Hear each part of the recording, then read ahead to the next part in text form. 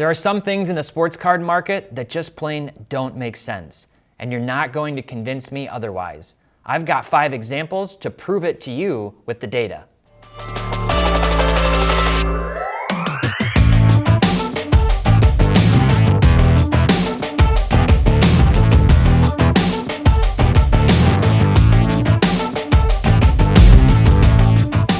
Hey everyone, welcome back to another Data Dive. My name is Tyler Nethercott, better known as T-Pott. Thanks as always for stopping by. Have you ever seen the price of a card that just made you kind of scratch your head? Things that just seem flat out to make no sense? In my experience, spending a lot of time in the data every day for my job, and also while buying and selling actively, a significant portion of card prices just don't make sense. I see them every day. Major price discrepancies of the same player in a different set, same sets, different players, comparable players with drastically different prices, or even historically great players selling for pennies on the dollar to unproven prospects. The market, in my opinion, tends to be extremely myopic and mostly illogical. So today, I just want to point out some of these discrepancies and show you why I like to try to capitalize on those discrepancies. But before we get into it, I'll of course be using Market Movers. Market Movers now has over 675,000 cards, over 1,300 sealed wax products. You can track your collection daily. Head over to marketmoversapp.com and use promo code TRIAL for your first 7 days totally free. All right, so the first example here, this is when you see a specific player, the same player, with drastically different prices from one set to the next, where the prices should at least be equal, maybe even inverted. And I'm starting here with Ja Morant. So what I've done here is I've pulled up Ja Morant's PSA 10 Prism Silver card, his rookie card, population 1360. And then I've pulled up his select premier level. So that's that middle level. You have, of course, the concourse, premier level, and courtside variations within the select base checklist. This is the silver premier level, pop 197. And then we've got his 2019 Spectra Silver PSA 10, pop 17. And look at the price differences. So most recently, $985 for this pop 1360 Prism Silver PSA 10. Switching over to select, $650 for his premier level select card. And then finally, $536 for his Spectra. And here's what look at this card. Fantastic card, beautiful card on the Spectra. Awesome in-game pose of Ja reacting. Looks like it could be a photo from a My House, card or something like that. Awesome card. Spectra is a high-end product. It's a high-end product, one pack. I believe it's one pack. Very few cards per box. These silver parallels from Spectra are extremely short printed and very, very hard to hit. Obviously, gemming on a thicker cardstock, more difficult. That's probably part of the reason why this is pop 17. But I'm telling you, there are not many of these in circulation. And here's what's amazing. I can throw on this courtside silver. Years ago, people started gravitating toward courtsides when they suddenly realized how rare they were. Well, the 2019 courtsides weren't necessarily as rare as previous years. Pop 34 on this one, still very low population, but the price premium compared to Spectra, like Select isn't a more expensive product than Spectra. Not much anyway. Prism barely more expensive, and I can jump over and take a look at the sealed wax comparison over the last 90 days to show you. Look how many boxes of Prism Hobby have sold, and the average price range around $1,900, $1,950. One box of 2019 Spectra Basketball Hobby has sold. This stuff was short printed, drastically short printed compared to Prism, which is mass produced, and the population counts on these silvers are significantly lower. And so here's what I like to do in these situations. I like to see these price discrepancies, and I like to go after the card like the Spectra one. I see that, I see pop 17, and if I see that card pop up and I'm like, I like Ja for the long term, or I like Ja heading into the next season, why would I buy the card that I can get anywhere, that everybody's kind of getting their hands on, if I'm going for upside? All it would take is for people to realize, oh, you know what? Spectra is actually a really beautiful product. Spectra is undervalued. Spectra doesn't have a lot of eyeballs on it. People start wanting to collect and chase after Spectra, and that card is going to go up drastically more than the Prism Silver card is. And I think the same thing for the long term. We've seen how the attention and the eyes on products from the 90s shifted back then compared to now. And I'll touch on some of that because I think there's some things that are illogical with those prices too. But this is a perfect example here.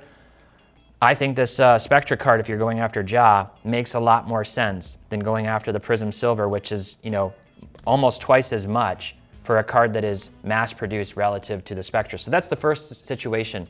Same player, different sets, much more drastically different pop counts and significantly different prices. I'm going after the one with the upside over the one that everybody has their eyeballs on. All right, second example here. I talked about the 90s. Similar to jaw, this is still player to player across different sets, but this time we're talking about Kobe, and I've talked about this before in the past. I personally know that 1996 was the first year of Topps Chrome. I get it. Super important historical set, massively important, one of the most important, you know, sets of all time. And 1996 was the first year. But when I see the price premiums on Kobe's Topps Chrome cards, his base PSA 10, his refractor PSA 10, it boggles my mind a little bit. Now, beautiful card. Obviously with Chrome, the greening, the hulking is a major issue. So even amongst this pop, 63, PSA doesn't seem to penalize for that greening, or maybe they got slabbed before they ever really started to switch and start hulking out and turning Kobe and everybody in the card green. But this one, nice card, classic refractor look, but to me it's, for that reason, it's not anything super special other than having come from back then and being relatively, significantly short printed. But if I compare that card to Flair, which was a super high-end product from the 90s, super high-end, like premium product, really thick packs, a little box that you opened up. These Row Zero Kobe's and Flairs in general from 1996, hands down in my opinion, far, far, far more visually compelling than the Topps Chrome refractors. They're absolutely stunning.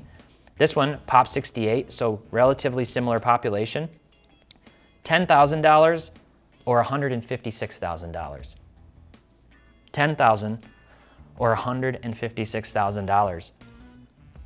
I would rather have the Row Zero card over the refractor, let alone a 15x price multiplier. And the same thing here. This card actually, his Topps Finest gold refractor, the Airs, this is ones with the coating on, Pop 19. These cards are extremely, extremely rare and really hard to come by. Finest was also a critically important set from the 90s. This was the fourth year of Topps Finest at the time. And this card, $54,000, 1/3 of the Topps Chrome refractor. This is one of the top cards on my all-time chase list. Like if I could list out 5 cards that I would like to have in my collection, this Kobe card is one of them. They're absolutely stunning in hand. And this card is 1/3 of the price. Now, same thing. If we jump over to more, lower price cards, not these super high-end grails that people chase after, I'm showing you these, and I've just talked about Topps as a set. This was not the first year of Topps. Packs of Topps basketball from 1996 used to cost like $1, 75 cents, $1, $1.50 maybe.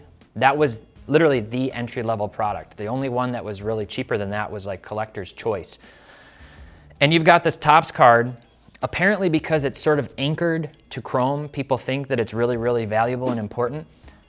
I for the life of me, really don't understand this card. If you stack up all of Kobe's rookie cards and all the photos and the aesthetics of the cards and the importance of the sets, I do not understand the price premium on this card, which is Pop 3806 in a PSA 10, being the most expensive card on this list. You've got Bowman's Best. Bowman's Best. If you really like chromium and you want a chrome card and you want to go after one, why wouldn't you want this Bowman's Best card, which is a much lower population at 1417, over this Topps paper card? Metal. Everybody raves about metal. We all love metal now. You know, metal wasn't that popular in the 90s. Now it's super popular. So everybody loves Fleer metal, Skybox metal. This card, Pop 634, $709 versus the Topps, $1,138. Now switching over here, we've got the base card from Topps Finest. Again, really important set, fantastic photo. Kobe going up for a dunk, 18 years old, going up for a dunk. Totally iconic card, beautiful card, Pop 959. and here we see that it's at $775. Much lower population. Now finally, this one really makes me chuckle because this is actually a pretty rare card. This rookies card, Rookie 2, I think it's called, from Stadium Club, Pop 17 on the PSA 10. So if you're a Kobe collector and you want the whole rookie checklist in PSA 10s, this is going to be a highly sought after card just by virtue of being very low population back then, and you're not going to see more of these coming into existence. If I click on the pop chart history, you can see this one went up 1 population in the last 90 days, so there was a new one that popped. But this card is the one that's priced right around what the Topps card is. Stadium Club, again, going up for a dunk. Beautiful shot versus him just sort of doing a jump step into the paint. I don't get it. Every time I'm looking at Kobe cards, I say, which of these would I rather have? Pretty much any of these I would rather have than the Topps. Personally, maybe I'm not a huge fan of the Bowman's, the Bowman's Best, just the plain chromium. Again, you get those hulking issues and sometimes they can look kind of washed out. But give me the metal, give me this rookie from Stadium Club, certainly give me the finest, give me the upper deck, so many other sets over the Topps card. And again, I see the upside. All those Topps cards got super, super hyped.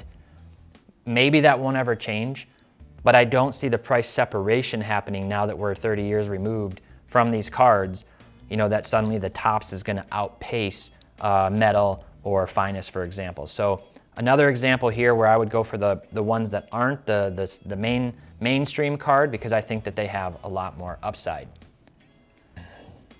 Okay, so now I'm switching over and I'm same set essentially, although different years and different players. And what I'm looking at here specifically is Court Kings, one of my personal favorite sets just in terms of the design year over year, the creativity, the artistic look to the set. And these Rookies 4, sometimes referred to as Level 4, but technically called Rookies 4, are the hardest ones to hit in the product in terms of the rookie cards. So you have Rookies 1, Rookies 2, Rookies 3, and Rookies 4. These are seriously short printed cards. Especially in past years and the older years, very, very short printed cards. You really never see them come up for sale if you're tracking a specific player. And I'm looking at the last 90 days raw because there is condition sensitivity depending on the year, especially the older ones in 2017 with the black borders. So looking at them in terms of raw price, last 90 days. Who's the most expensive? Cade Cunningham. Cade Cunningham, this product just came out. Obviously the #1 draft pick, had a great rookie year. I'm very high on Cade Cunningham for the long term. $710 for his Rookies 4 raw. And if you're scrolling down then, Jonathan Kuminga, $600. Scotty Barnes, $559. And then Jason Tatum at $550. Now 2 things here. I guarantee you, hands down, that Jason Tatum card is far more significantly short printed than any of these 2021 Court Kings Rookies 4 cards. Obviously the print runs back then were just drastically different back in 2017 versus most recently. The other thing, Jason Tatum is a top 10 player in the NBA now in most people's eyes, maybe higher than that. These other guys still have a lot to prove. Jonathan Kuminga definitely has a lot to prove. Scotty Barnes has a lot to prove. Cade, I do think is the best of these 3 players and should be the front runner from that group in my opinion.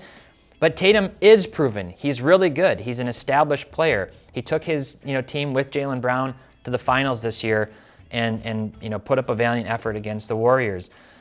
Zion Williamson, $510. Now we're back into 2021. $444, $413 for Gideon Mobley. And then you've got Mikal Bridges and Anthony Simons, $320, $208. Now Donovan Mitchell, $200. So 2017, Donovan Mitchell, or 2018, Mikal Bridges, and you have a $120 difference. I guarantee if I did an Instagram poll and said, who's a better player, Mikal Bridges or Donovan Mitchell, 100% would say Donovan Mitchell, or very close to it. Why is there this price discrepancy? Why do people not pay attention to 2017 Rookies 4 cards? Now, keep one thing in mind. I do like the design of 2018 the best. I'm not a big fan of the 2019 design that Zion had here. I don't think that's as visually compelling. I like the newer year, but I really like the 2017s. And this is why, it just kind of confuses me as I scroll through this. Again, going down, you've got De'Aaron Fox at $100 and Jalen Brunson at 86. So you want Chris Duarte for 123 or De'Aaron Fox for $100? Which of those guys is a better player? Which one's going to have a better career? And then this is where it gets really confusing. So I actually purchased this card. This is my card now, my purchase. $73 for Bam Adebayo's 2017 Court Kings Rookies 4 Raw card. I bought this card. Who's a better player, Bam Adebayo or Marvin Bagley? I like Marvin Bagley's upside now that he's been with the Pistons. He played better last year. There's no question here. $73 for Bam or $81 for Marvin Bagley. And again, it's not like there's a ton of these selling. Look at one sold for each of these in the last 90 days. And I think with the Bam, only 2 have sold in the last year. So again, not a lot of kind of making sense to me. And if I jump over, I'll just show you some of these comparisons again. Here we have Cade Cunningham. We've got Jason Tatum lower than that. We've got Kuminga higher than Tatum. We've got Marvin Bagley all the way down here at $81. You've got Mikal Bridges at $319, and then we turn on Bam Adebayo here at $73. I actually bought this raw Bam, and I bought a PSA 9 for I think $90 of the same card. I don't necessarily think that Bam is going to be a top 5 player in the NBA, but I do think the Heat will continue to be competitive. I do think Bam has a really bright future ahead of him. I do think that a lot of Kentucky fans would want to have that card, being that it's super, super short printed. And I just started noticing that those 2017 Rookies 4 prices were drastically lower than the other years. Now, if you have any insight into this, maybe you're like, whoa, that design is terrible. Nobody likes the design. I think it's a really cool design. You click on that, kind of compare that. Obviously, I'm really big fan of the 2018s. And like I said, I mentioned the 2021, really clean too. Obviously, the whiter finish, much easier to grade on the newer ones than the 2017s.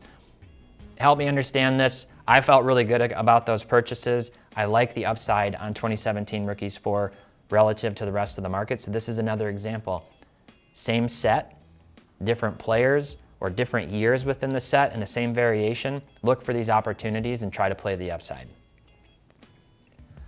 All right, final scenario here. Just looking at 2 baseball players, jumping over to baseball, and we talk about comparing, let's say, all-time greats or proven great players to more modern players. And here I'm comparing Johan Santana. You remember this guy? Cy Young Award winner, absolutely lights out with the Twins and the Mets. Fantastic career, somewhat cut short by injury, didn't get to play a ton of seasons, which ultimately impacted his legacy. But I'm comparing his 2000 Finest Refractor rookie card. Beautiful card, typical Finest, look to it. Pop 35. So serial number to 1,000, but Pop 35 on the PSA 10. And I'm comparing that to Max Fried's 2018 rookie card. This is his Chrome Auto, on-card auto, Chrome. It's not the refractor version. This card, not a super high population, Pop 124, but still higher than Johan Santana and more expensive than this Johan Santana card. It's an auto, but again, Finest Refractors back then, highly sought after, highly sought after. And if we jump over and make a stat comparison here, you can see Max Fried, he's got a lot of catching up to do. Pitched very well. He's pitching great this season. Love what he's doing. He's really fun to watch. 47 wins versus 139 wins in Johan Santana's career. Again, Santana has the accolades, has the awards that he won. And if you compare their career WAR, you've got Fried at 14.5 career WAR, Johan Santana at 51. So when you're comparing apples to apples, I guess what I would say here is this is more to point out what can happen to a player like Max Fried's prices over time versus is Johan Santana's card prices, are they undervalued? I do think at this price point, you've got him at $225 for this Pop 35. That seems a little cheap to me. But again, as you add more players into the pool over time, these sort of greats from handfuls of seasons, 5, 6, 7-year runs, they start to fall off and lose attention in the market while the other fresh, new young blood comes in. And only those truly generational all-time greats and Hall of Famers are the ones that will really hold value over time. So if you're buying cards, again, this one's more of a cautionary tale, something to be mindful of. Make these comparisons just to do a little bit of a sanity check, a logic check on yourself. Does this price make sense? Maybe. And maybe Max Fried goes on to be an all-time great. Maybe he's the next Clayton Kershaw. Maybe he's somebody like that. I don't know. But statistically speaking, there can only be one or two of those players per era, per generation. And so when I look at these card prices, there's a little bit of cognitive dissonance there happening for me. I'd rather go after the Santana, or I'd rather go after something else like a Kobe or some other player that could be in that same price range. So that's the final example, is just sort of doing that sanity check to compare proven great players to modern players who are performing well, and you can kind of draw your own conclusions about where you'd want to allocate your money and how you want to spend that. All right, so this only touches the tip of the iceberg, really. Like I said, I see examples like this every day and things that really jump out at me. A lot of times I'll throw up Instagram polls about it. Does this make sense? What stands out most to you from the different comparisons that I showed today? Do you disagree with my analysis on any of these points? Or do you think it makes total sense that some of these price discrepancies? Have you seen any other major discrepancies lately that made you just scratch your head? Let me know what stands out the most to you down in the comments. And as always, if you enjoyed this video and you'd be so kind, please click that little thumbs up button and make sure that you subscribe. Hit the bell icon so that you get notified for every new video. Thanks as always, and happy investing.